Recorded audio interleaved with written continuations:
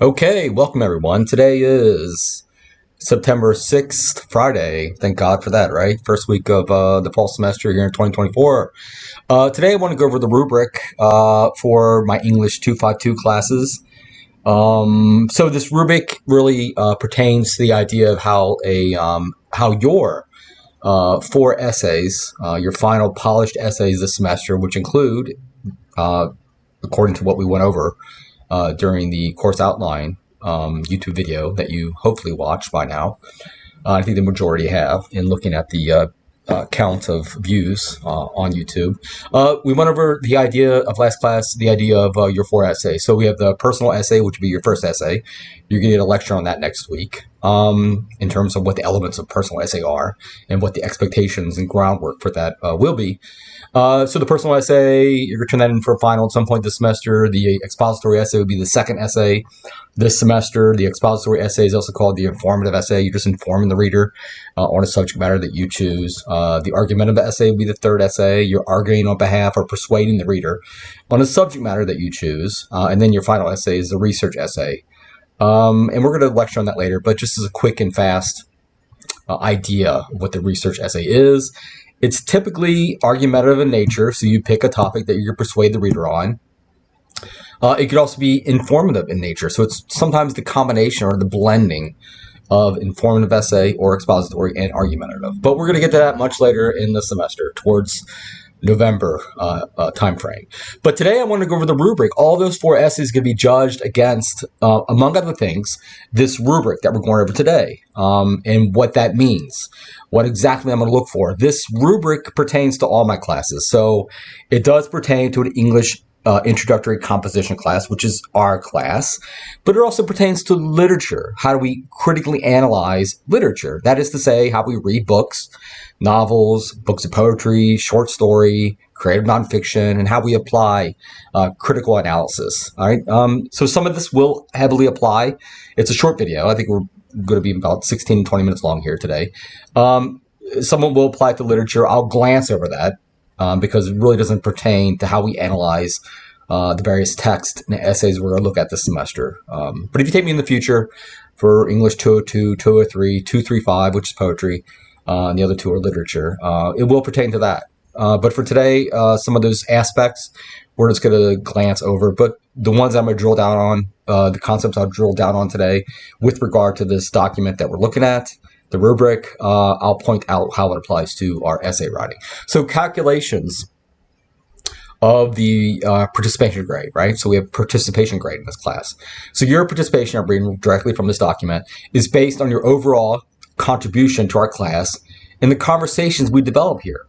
In order to receive a high grade, you will need to attend most of our classes and consistently offer thoughtful, constructive input to class and small group discussions. So how does that apply to us? Because we're not meeting face-to-face in a brick-and-mortar campus or classroom, right?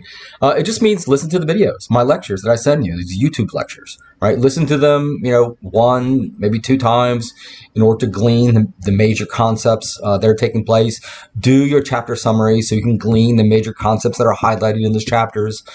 Pay attention to the discussions that we're going to have online. Upload your rough drafts.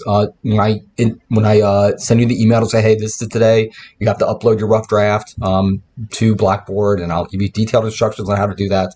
And then once that window closes out of uploading your rough draft to Blackboard, as I mentioned in the previous video, you're going to be assigned 3 randomly assigned student rough drafts of whatever essay we're working on at the time.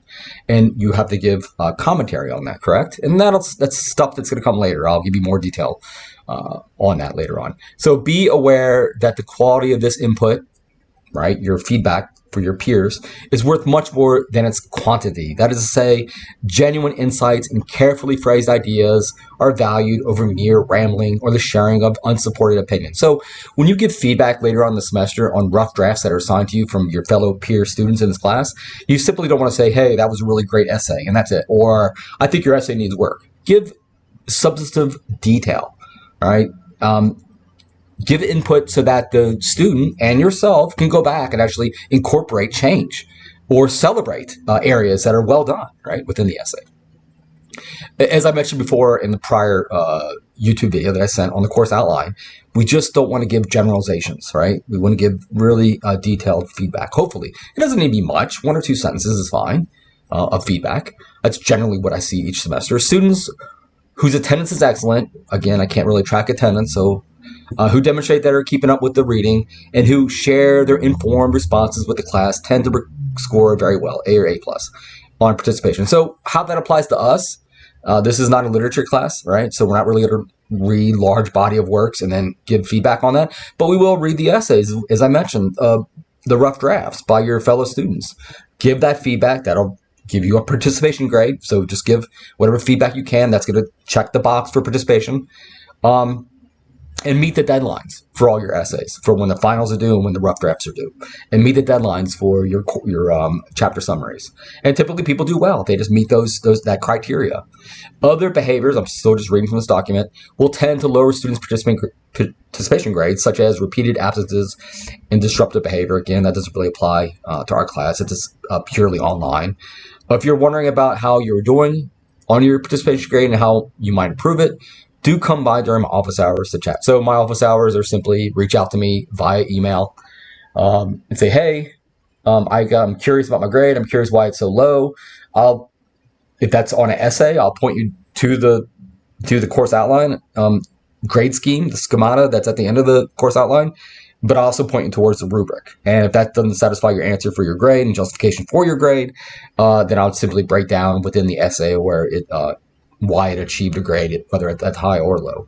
So here's some and the ideas we're going over right now do apply to that idea of what various essays, how they are graded and judged against the grade schematic that's in our course outline. So general criteria for the evaluation of essays. So hopefully we all want to fall into this bucket, right? Within the framework of an A range. So you have a thesis statement. We're going to talk about this more in depth later on, but a thesis statement, if you remember from prior iterations of writing essays, is typically within the one top third of your essay. So historically, it falls at the end of your first paragraph of your essay.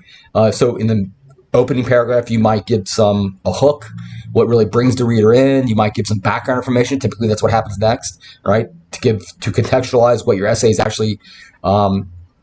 To unpack some of the jargon within the essay that we might not be familiar with. And then that distills down to, in the first paragraph, your thesis statement. Within this essay, I'm going to discuss X, Y, and Z, right? That would be my thesis statement. Say I was going to pick within my second essay, the expository essay, where I'm going to inform the reader on subject matter. Say this is a subject matter that was chosen a few semesters ago, and it's a common one, actually. A student was talking about various types of eating disorders. So she gave background information in the opening paragraph, right? The first part of the opening paragraph. She gave background information and defined, and we'll go over this once we get to expository essay, defined what the various types of eating disorders are, right, within the opening paragraph. And that distilled down to the thesis statement in the opening paragraph that said, within this essay, I'm going to explain what bulimia and anorexia nervosa is. I'm going to give you statistics in terms of what demographics subscribe to and typically fall in the range of these types of eating disorders. And that was her thesis statement for that essay. It just tells us what the essay is about. So argument and content demonstrate an awareness of complexity and contradiction approach to text. Writing shows evidence of abstract, critical, and careful original thought. So you're infusing your essay with your own original thought, despite the fact that you're going to borrow heavily from other authorities, other sources, right? That we're going to reach out to the internet, through databases, through websites, through magazines, through journal articles, through newspapers, and we're going to pull direct quotes, paraphrases, and summaries from those sources, right?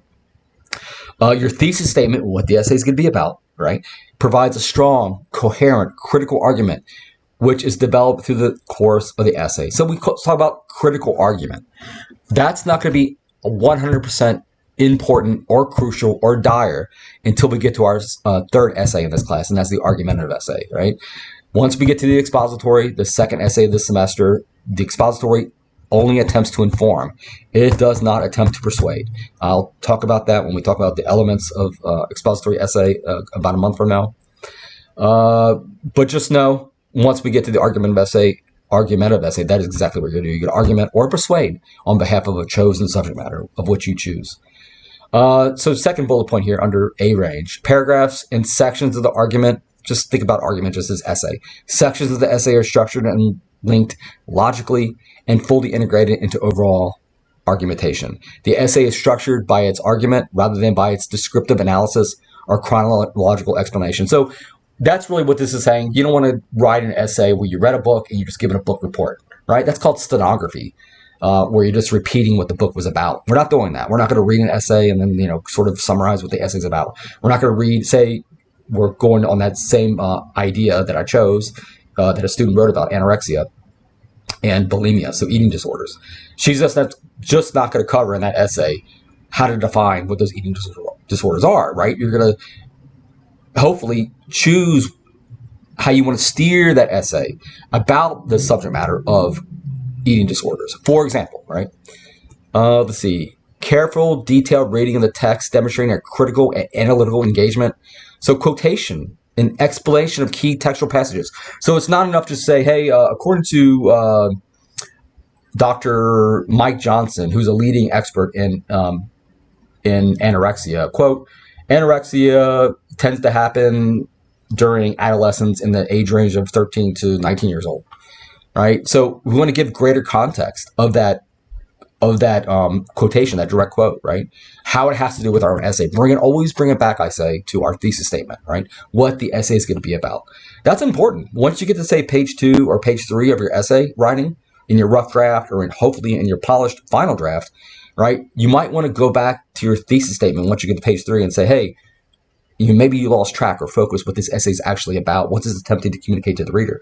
And so you just read over your thesis statement, maybe restate it on the 3rd page. That actually grounds me back into the essay and what it's about. It reminds me. So what that might look like is this, once you get to page 2 or 3. Is another reason that bulimia and anorexia plague adolescents is because it does X, Y, and Z, right? So I'm reaching back to my thesis statement.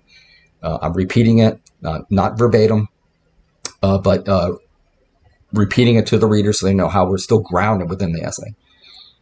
So writing, I'm looking at this last bullet point of A, writing a concise, even elegant, and unmarred by occasional errors. Vocabulary is appropriate for level of analysis, incorporates critical terms appropriate to literary analysis. The MLA format, this is important, the Modern Language Association formatting style is used correctly throughout the essay. Remember, we're going to get next week, I believe it's Monday, we're going to get a 50-minute lecture on what MLA, Modern Language Association formatting style is. That's the only formatting style we're going to write with this semester within this English class. You're not going to use APA, you're not going to use Chicago, you're not going to use any other formatting style for writing our essays, just MLA. I'm going to give you plenty of resources for this, websites you can go to that help you format your essay using MLA.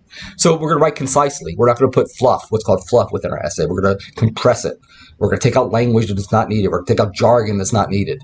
So even elegant or poetic, right? So we're using language that helps elevate our writing to an academic level. It might have occasional errors, but the errors don't get in the way of the content or what that in which you are attempting to communicate to the reader. Doesn't get in the way of that, right? I'm able to understand coherently what you're attempting to communicate to me in that essay. This is supposed to be range. I don't know why this says no. Okay, so B range. A lot of this has great overlap with A range, but it does part ways in some ways. Clear thesis, so I understand what the essay is about. In the first paragraph, it distills down to the thesis statement, what this essay will attempt to communicate to the reader. Convincing the reader of the content and how you demonstrate how you understand the information that you're imparting to the reader. The thesis statement is analytical, not merely descriptive. So you're not merely going to say, within the essay, I'm going to talk about eating disorders. You're going to break down what those eating disorders are. Like a best thesis statement is it tells you what the essay is going to be about, and then it gives a summary of points next to it, right, of what this essay actually will explore. Right? I'm going to talk about eating disorders, especially I'm going to talk about X, Y, and Z. Those 3 eating disorders, if there are that, right? I'm sure there's many more than that. Paragraphs, looking at the second bullet point, paragraphs and sections of the argument, or we can change our argument just for essay at this point, are structured and linked logically. If not fully integrated into the overall essay, the essay is structured as an argument, especially once we get to the argumentative essay, right? So really what I would take away from this is once you get to the second essay of this semester, the expository, you want to think about the order of which you write your paragraphs.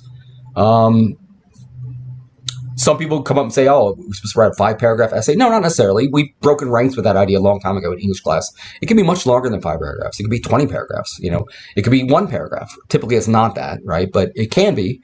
So just think about that. Think about what's called the hierarchy of your paragraphs, right? So your strongest point of your essay, once you do some research, you get some preliminary information, you sit down to write, you wrote your introductory paragraph, giving background information, contextualizing what your subject matter is, and it distills down to the thesis statement, which is actually telling the reader what this essay will be about, right? You might want to think about what is your next point within the body of your paragraph, right? I would say that your next point, your first point of your essay should be your strongest point. That which makes your argument the strongest. That which has the most robust information that you found out there on the internet or wherever it is you get your sources. Third bullet point, effective close reading of the text is evident. So you went out there, you did research. We could tell that you've done some thorough research. You've read what the conversation is taking place out there among academia, among peer-reviewed journals, and all your sources this semester don't have to necessarily be peer-reviewed, but they do have to be vetted by you. All right, so you have to go out there and make sure you're not given information that's simply not true. That's misinformation, right? Or simply a lie. Sufficient textual evidence is quoted and analyzed. So just quoting, direct quotes, paraphrase, summary. Okay, fourth bullet point here is some minor difficulties with the writings. For instance, a B range will have minor grammatical errors, which do not prevent the essay from being easily read. So again, there might be some spelling errors, some grammatical errors, some punctuation errors, but I'm still able to read the essay and understand and comprehend what it's about, right? Once it starts getting in the way of me understanding what the essay is about, then it starts slipping into the C range. And finally, as we saw with A range, the very last bullet point was MLA formatting. How well are you able to write the essay using the tenets, the principles of modern language association formatting style? So for a B range, it has some errors and inconsistencies, but it's not completely, it shows that you did apply MLA, but you didn't do it perfectly, right? Let's correct this. Summarized. Okay, so C range, what is that? There's going to be some overlap, like we saw with B and like we saw with A. Contains a thesis, so a thesis statement, what this essay is about in the first paragraph, right? The first paragraph distills down to the thesis statement. Let's correct this. I implore you to do this with your own essay. Correct the red and blue underlined stuff, right? Okay, so it does have a thesis statement. It demonstrates only a literal comprehension of the text. So it looks like you did some research. You seem to understand some of it. Your research that you did, you seem to have applied it within your essay, right? You copied and pasted a direct quote. You gave it attribution, which is the according to Mike Johnson, right? You qualified Mike Johnson, who's a leading expert in eating disorders, right? Then you give a direct quote or paraphrase or summary of whatever it is that Mike Johnson said, right? I could see you're wielding some level of comprehension, but not fully, right? So that's why it's dipping into the C range. So maybe the C range, the essay is impressionistic. That means, well, it means you're giving your own feeling, right? Which is what we're trying to avoid, right? So you might say within your essay, I feel like eating disorders are not that bad because it allows you to lose weight and it's not going to have any medical repercussions, so who cares, right? That's impressionistic. That's not the conversation that's taking place out there among experts. So we want to default to expertise, right? And go read academic expertise out there, integrate their quotes and their thoughts within our own essays. The thesis is clear. Your thesis statement is clear, but perhaps descriptive. It's summative. It's just summarizing what the argumentation is taking place out there rather than critical and analyzing. You're going to go out on a limb and analyze the conversation that's taking place on any subject matter that you choose for your essay. So maybe part of the argument, I don't know why this is small font, is linked illogically, so it makes no sense. Your one paragraph jumping to the next, there's no transitions between paragraphs, and it's incoherent at this point on a C level for your mark, right? I can't understand. I see that you're making points, but they make no sense in terms of how they reach back to the thesis statement, which is, remember, the thesis statement is what the essay is actually going to be about. So looking at the next bullet point, it shows that your essay shows an attempt at a close reading. You went out there, you did research, you read it closely. I can see that, right? Textual evidence is summarized rather than quoted. You're just summarizing at that point. I don't know if it's you talking. I don't know if it's the expert talking. I have to know So you avoid plagiarism. That's the expert talking, or not you, within your essay. And when you borrow from another person, right? Lack of sufficient literary analysis. You're not analyzing the information that you're collecting, right? You're just throwing it on the paper and making me do the heavy lifting and trying to analyze it. Okay, so this has to do with literature, plot, and character summary. We'll skip over that. Some difficulties with the fundamentals of writing. Errors of syntax. So with syntax, you have to think about the order of which you place words in a sentence, right? It doesn't make sense. Like you're speaking like Yoda. Good anorexia is, or bad anorexia is, that'd be a syntax error, right? The order of words don't make sense. Anorexia is deleterious to one's health, right? That's the proper order of words. Deleterious means it's harmful. It's injurious. That also means harmful. Let's see. So think about the order of words in terms of syntax. Your grammar is flawed, the punctuation is flawed, and there's poor word choice. So when you speak about word choice within this class, the purview of this class, you try to elevate your word choice to a higher register of academia, not a lower register of conversational. So we talk about high register versus low register. High register is when you read an essay that's academic, it's been vetted, it's been edited, copy edited for punctuation errors and grammatical errors, and you're elevating the language to academia. So a lower register is a conversation you might have with your friend, right, which we want to try to avoid, or text messaging jargon. We don't want to use that, right? I've had essays in the past where someone integrated the way you would spell stuff in a text message, which just doesn't fly within a university level English class. Punctuation, poor word choice, create difficulties for comprehension. And again, the last bullet point always reaches back to MLA. MLA format is evident, but seriously flawed. That's when it falls within the C range. I could see you tried to integrate MLA, modern language association formatting style, but I could see that it's highly flawed. You did not spend much time on this. Again, reach out to the Writing Center right across from the Crave restaurant on campus. Sign up for that. They will help you. You can even email them your essay, and they will help you fix any of the MLA problems. D range, I'll let you read this at your leisure. It really starts to show there's no evidence of MLA formatting. There's lots of grammatical errors within the essays, lots of punctuation errors.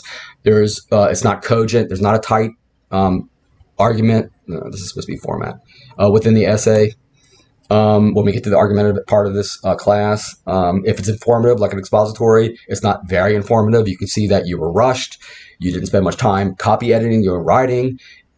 That's where the online workshop really helps, right? You upload your essay to Blackboard and people look at it. We're going to look at our essays within the peer review and say, hey, this needs work. You got a lot of punctuation errors. You got a lot of logical, I can see you read some of the material, but it looks like you haven't read enough, right? So just bear that in mind.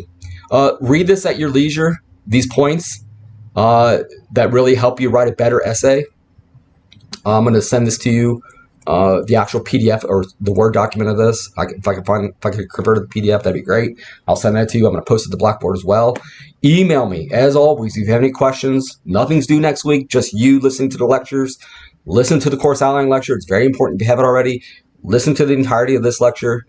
And hopefully, as we move forward, we're going to delve our toes into the waters of writing next week by getting a lecture on, probably Wednesday, on the elements of personal essay. And remember, as you move into the weekend, the personal essay is just something that happened to you in the past. You're the expert. You don't have to reach out to the internet to find any outside expertise or authority to integrate quotes